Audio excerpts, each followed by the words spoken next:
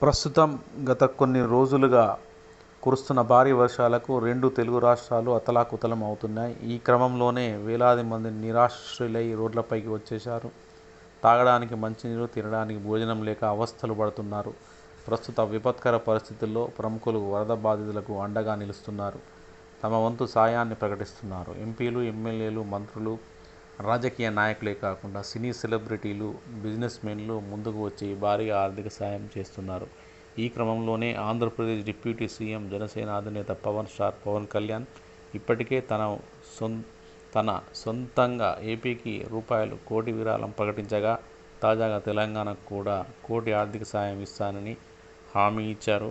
తాజాగా విజయవాడలో నిర్వహించిన మీడియా సమావేశంలో పాల్గొన్న పవన్ కళ్యాణ్ ఈ ఆర్థిక సహాయం ప్రకటించారు. తానే స్వయంగా తెలంగాణ ముఖ్యమంత్రి రేవంత్ రెడ్డిని కలిసి 1 కోటి చెక్కును అందిస్తానని స్పష్టం చేశారు. ఆంధ్రప్రదేశ్లోని 400 గ్రామ పంచాయతీల్లో పారిశుద్ధ్య నిర్వహణకు తన వంతుగా రూ.1,00,000 చొప్పున సొంతంగా అందజేస్తానని పవన్ కళ్యాణ్ ప్రకటించారు. ఇక పంచాయతీరాజ్ ఉద్యోగులు, ఇంజనీర్లు వరద బాధితులకు విరాళం ప్రకటించడం వల్ల డిప్యూటీ సీఎం వారిని అభినందించారు. వరదలతో అల్లాడుతున్న తెలుగు ప్రజలకు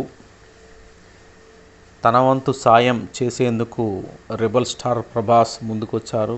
తన వంతు సాయంగా 2 కోట్లు ఇస్తున్నట్లు ఆయన టీం వెల్లడించింది. ఇరు రాష్ట్రాల సీఎం రిలీఫ్ ఫండ్కు చెరో 1 కోటి చొప్పున విరాళం ఇస్తున్నట్టు తెలిపింది.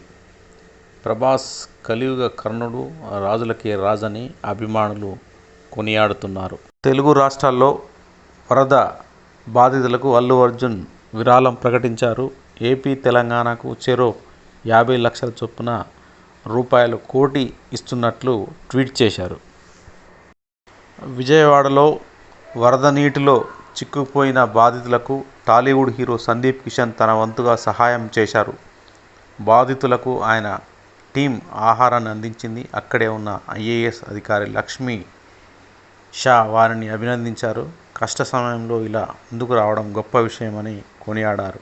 ఇలాగే సేవలను కొనసాగించాలని కోరారు.